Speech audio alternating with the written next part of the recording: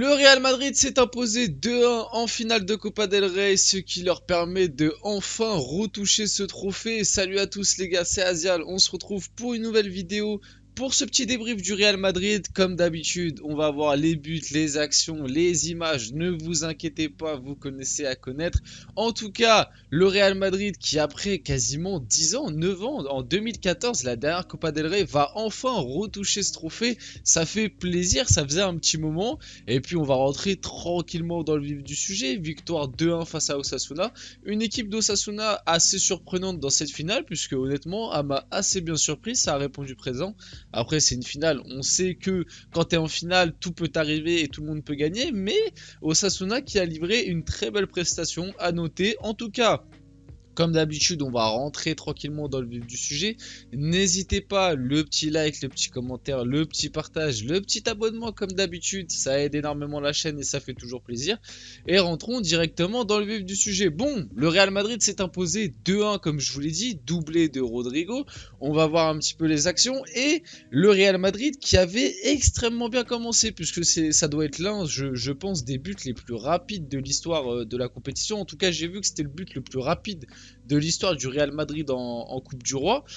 Débordement de Vinicius sur le côté gauche. Vini les gars, honnêtement les gars, venez on se pose 2 secondes avant que je vous débriefe l'action. Mais les gars, Vini, honnêtement, ok, des fois il est un petit peu agaçant. J'ai vu certains supporters du Real, là par exemple, ça les a un petit peu énervés parce que lors de cette finale, à certains moments du match, il s'est plus concentré à s'embrouiller que dans sa finale et qu'il est sorti un petit peu de sa finale. Bon, je peux vous l'accorder à la limite.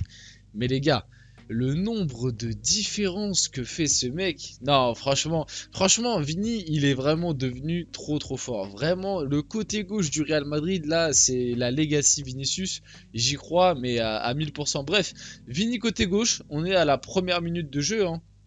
On a la première minute de jeu et le latéral de Osasuna, c'est Moncayola. Moncayola qui a pris bien cher. Débordement de Vinicius, il en passe un. Hop, il en passe un deuxième. Il va déborder, il va centrer en retrait. Le centre est beau en plus. Même si Valverde la laisse passer entre ses jambes, mais Valverde aurait pu la reprendre. Ça va arriver dans les pieds de Rodrigo qui est tout seul, qui va bien la placer. Je crois qu'elle est touchée un petit peu par le défenseur d'Osasuna, mais qui va bien la placer. Ça fait 1-0 pour le Real Madrid au bout de 2 minutes de jeu. Et là, on s'est tous dit, on s'est tous dit, bon, le Real qui mène 1-0 au bout de 2 minutes, c'est parfait, ça va obliger Osasuna à se dévoiler un petit peu et ça va permettre au Real, avec Vinicius et Rodrigo, de contre-attaquer et de plier le score. Bon, c'est ce qui s'est passé, on va dire, in fine, puisque Osasuna a essayé de jouer un petit peu plus haut et que le Real a essayé de contre-attaquer, mais dans les faits, ça les a plus desservis, je trouve, parce que après avoir mis ce but, il y a eu une petite phase encore où le Real a dominé, il y a eu le ballon, etc. sur les, on va dire, les 10-15 premières minutes.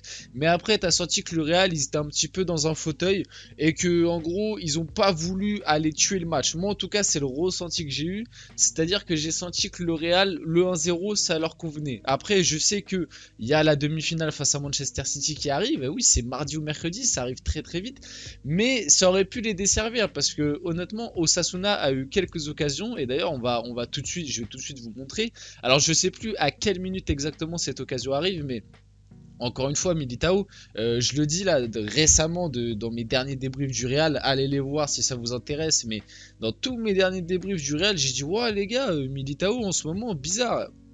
Les gars, encore une fois, hein, Militao, limite, quand Militao a pris sa suspension face à Manchester City, on s'est tous dit waouh, dinguerie, sans Militao au match aller, ça va être compliqué pour le Real, etc. Ah, je suis pas si sûr que ça. Honnêtement, à l'heure actuelle, je suis pas si sûr que ça, que l'absence de Militao, en tout cas sur le match aller, soit si gravissime que ça. Parce que derrière, t'as quand même Alaba et Rudiger.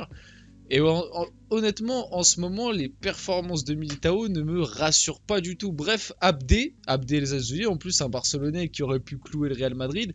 Heureusement, après ce duel perdu, Abdé va au but. Il va faire un petit piqué sur Courtois. Heureusement, Carvaral la sauve sur la ligne. Enfin, un petit peu avant la ligne, mais Carvaral sauvetage. Il en fera d'ailleurs un deuxième en fin de match. J'ai pas mis les images, mais Carvaral a fait 2 sauvetages très périlleux dans ce match.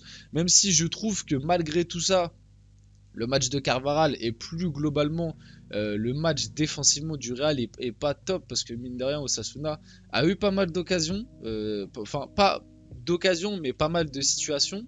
Bref, ça aurait pu faire un partout finalement. Et là, à ce moment-là du match, on est à peu près à la 20e minute de jeu, je dirais. J'ai plus le temps exact, mais on est dans ces eaux-là.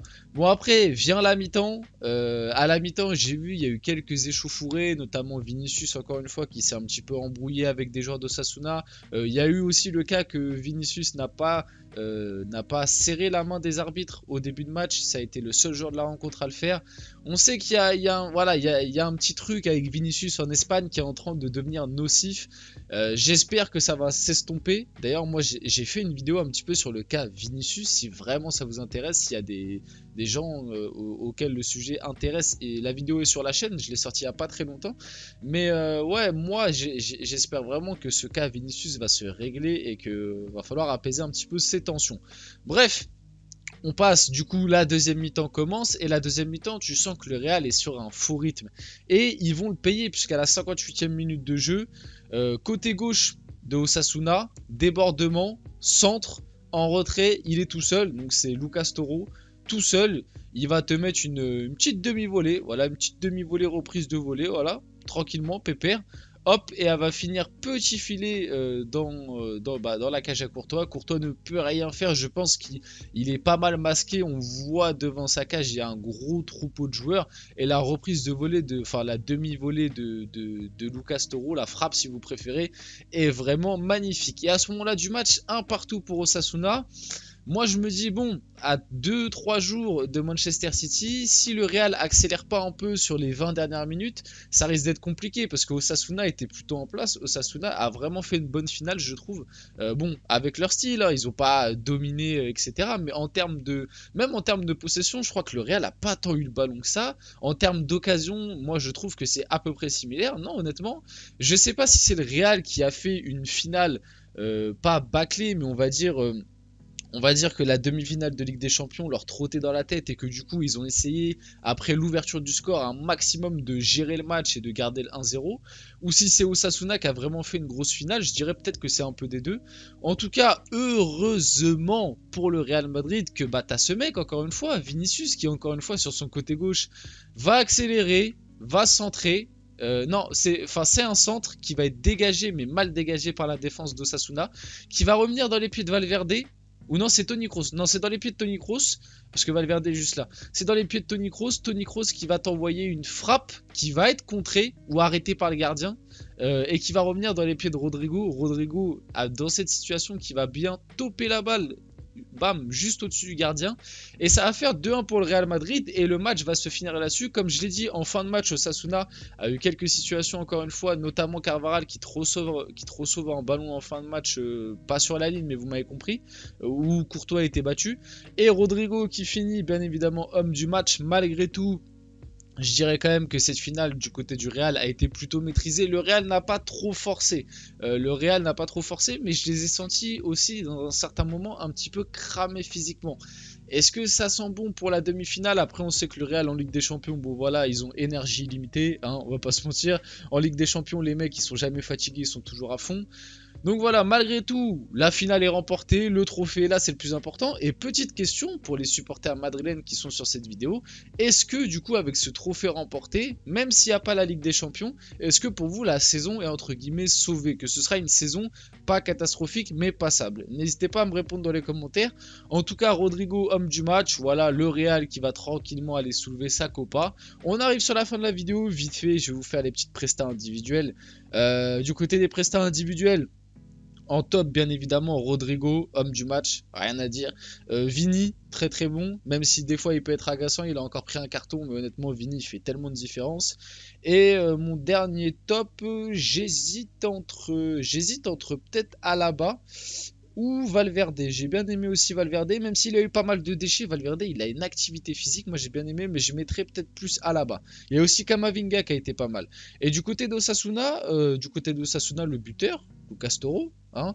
Du côté de Osasuna, Budimir a aussi été intéressant. Abdé a été bon aussi. L'année prochaine, le retour au Barça, ça peut être pas mal. Voilà, c'était tout un petit peu pour ce débrief. J'espère qu'il vous a plu. Si c'est le cas, n'hésitez pas à liker, commenter et partager. Les gars, c'était Asial et on se retrouve très rapidement pour une prochaine vidéo.